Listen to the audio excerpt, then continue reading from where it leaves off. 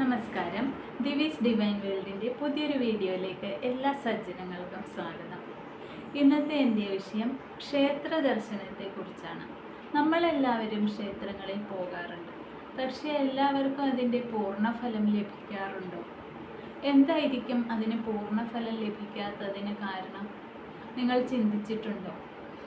എല്ലാവരും തോന്നുമ്പോൾ അമ്പലത്തിൽ പോകുന്നു, തോന്നുമ്പോൾ തിരിച്ചു വരുന്നു. ചിലപ്പോൾ ഫലം കിട്ടുന്നു, ചിലപ്പോൾ ഫലം കിട്ടുന്നില്ല, അല്ലേ? പക്ഷെ അങ്ങനെയാണോ വേണ്ടത്? നമ്മുടെ സനാതന ധർമ്മത്തിൽ ചില കാര്യങ്ങൾ ക്ഷേത്ര ദർശനത്തെക്കുറിച്ച് പറഞ്ഞിട്ടുണ്ട്.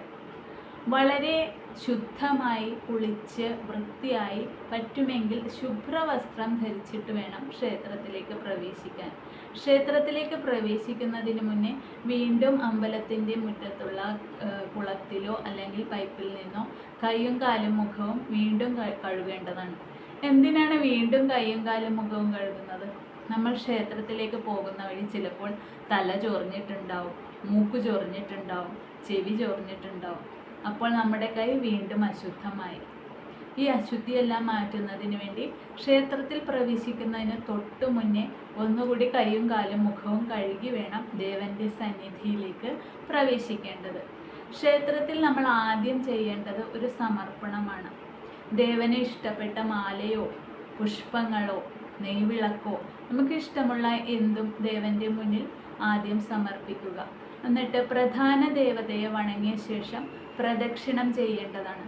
പ്രദക്ഷിണം ചെയ്യുമ്പോൾ നമ്മുടെ ജന്മജന്മാന്തര ശാപാദി പാപങ്ങളെല്ലാം ദേവതയുടെ ചൈതന്യത്തിലേക്ക് ലയിക്കുന്നു. അങ്ങനെ നമ്മൾ പാപവിമുക്തരാകുന്നു. എന്നിട്ട് വീണ്ടും പോയി പാപം ചെയ്യാമെന്ന് ആരും തെറ്റിദ്ധരിക്കരുത്.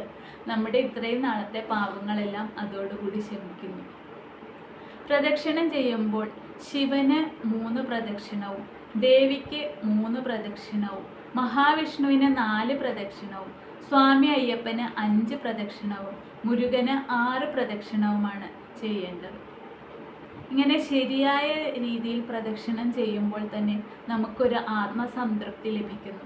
പ്രദക്ഷിണത്തിന് ശേഷം വീണ്ടും പ്രധാന ദേവതയുടെ മുന്നിൽ വന്ന് പൂർണ്ണമായും, ആണുങ്ങളാണെങ്കിൽ സാഷ്ടാംഗം നമസ്കരിക്കുക, സ്ത്രീകളാണെങ്കിൽ ദണ്ഡ നമസ്കാരം, മുട്ടുകുത്തി നമസ്കരിക്കുക, പ്രധാന ദേവനെ നമസ്കരിക്കുക.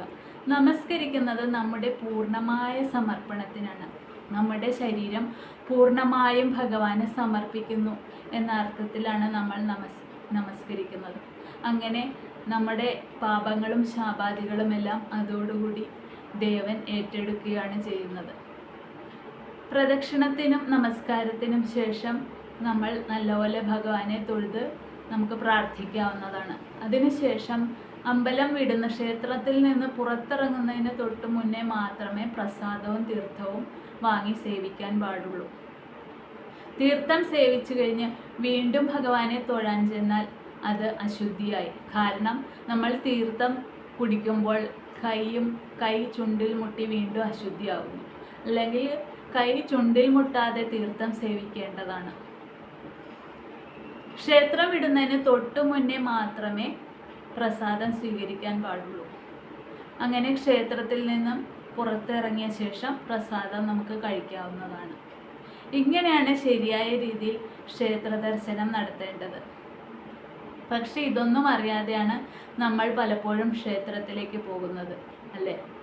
നമ്മൾ വെറുതെ പോയി അമ്പലത്തിൽ പോയി വെറുതെ ഒന്ന് ഓടി പ്രദക്ഷിണം ചെയ്തു വരുന്നു. പലരെയും ഞാൻ ശ്രദ്ധിച്ചിട്ടുണ്ട്.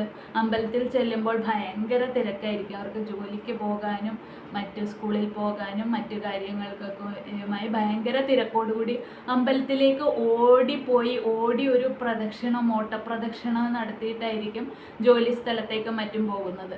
ജോലി സ്ഥലത്തേക്ക് കൊണ്ടുപോകുന്ന ബാഗിൽ ചോറും മറ്റ് മത്സ്യമാംസാദികളും ഒക്കെ ആയിട്ടായിരിക്കും ചിലപ്പോൾ അമ്പലത്തിനകത്തേക്ക് പ്രവേശിക്കുന്നത്. ഇത് എന്തൊരു ദോഷമാണെന്നൊന്ന് ആലോചിച്ചു നോക്കി. നമ്മുടെ കയ്യിലുള്ള ഭക്ഷണ സാധനങ്ങളൊന്നും ക്ഷേത്രത്തിനകത്തേക്ക് പ്രവേശിപ്പിക്കാൻ പാടുള്ളതല്ല. അതുപോലെ തന്നെ പ്രദക്ഷിണം ചെയ്യുമ്പോൾ ഒരു പൂർണ്ണ ഗർഭിണി തലയിൽ ഒരു പൂർണ്ണമായ കുംഭത്തോടുകൂടി നടക്കുന്ന പോലെ വളരെ സാവധാനത്തിൽ ആ പ്രധാന ദേവതയുടെ ചൈതന്യം ഉൾക്കൊണ്ടുകൊണ്ട് മാത്രമേ പ്രദക്ഷിണം ചെയ്യാൻ പാടുള്ളൂ. ഒരു അമ്പലത്തിലേക്ക് പോകുന്നതിന് തലേ ദിവസം മുന്നേ തന്നെ നമ്മൾ ആ ദേവതയുടെ രൂപവുമായി ഒന്ന് ചിന്തിക്കേണ്ടതാണ്. ആ ദേവതയുടെ അനുഗ്രഹത്തിനായി പ്രാർത്ഥിച്ചുകൊണ്ട് വേണം നമ്മൾ പിറ്റേ ദിവസം അമ്പലത്തിലേക്ക് പ്രവേശിക്കേണ്ടത്. ക്ഷേത്രത്തിനകത്തേക്ക് നമ്മൾ കൊണ്ടുപോകുന്ന പുഷ്പങ്ങൾ പറിക്കുമ്പോൾ മിണ്ടാതെ ഉരിയാടാതെ വേണം അത് തയ്യാറാക്കേണ്ടത്. നമ്മൾ നാമം ജപിച്ചുകൊണ്ട് പുഷ്പങ്ങൾ ഇറുക്കുകയാണെങ്കിൽ അത് വീണ്ടും അശുദ്ധിയായി. കാരണം പ്രധാന ദേവതയുടെ മുന്നിലിരിക്കുന്ന നമ്പൂതിരിയാണ് പൂജിച്ച് അത് ദേവതയ്ക്ക് സമർപ്പിക്കേണ്ടത്. നമ്മൾ മിണ്ടാതെ ഉരിയാടാതെ വേണം പൂക്കൾ പറിച്ച് അമ്പലത്തിലേക്ക് കൊണ്ടുപോകേണ്ടത്. അങ്ങനെ പ്രദക്ഷിണത്തിന് ശേഷം അമ്പലത്തിൽ ഇരിക്കാനുള്ള സ്ഥലം കാണും മിക്ക അമ്പലങ്ങളിലും. അവിടെ ഇരുന്ന് 1 മിനിറ്റ് പ്രധാന ദേവതയുടെ നാമങ്ങൾ ജപിച്ച് ധ്യാനിച്ച ശേഷം നമുക്ക് അമ്പലത്തിന് പുറത്ത് ഇറങ്ങാവുന്നതാണ്.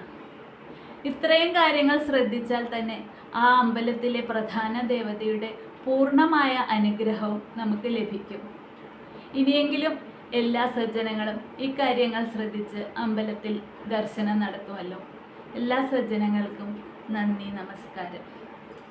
നാരായണായ നമ നാരായണായ നമ നാരായണായ നമ നാരായണ നാരായണ സകല സന്താപനാശ ജഗന്നാഥ വിഷ്ണു ഹരി നാരായണ നാരായണായ നമ നാരായണായ നമ നാരായണായ നമ നാരായണ നാരായണ സകല സന്താപനാശ ജഗന്നാഥ വിഷ്ണു ഹരി നാരായണ ആദി ചൈതന്യമായ ആനന്ദരൂപമായി മായാമയൻ ഹരി നാരായണ നിത്യദയാർന്ന പ്രപഞ്ച സനാതന സത്യമൊന്നേ ഹരി നാരായണ നാരായണായ നമ നാരായണായ നമ നാരായണായ നമ നാരായണ നാരായണ സകല സന്താപനാശന ജഗന്നാഥ വിഷ്ണു ഹരി നാരായണ.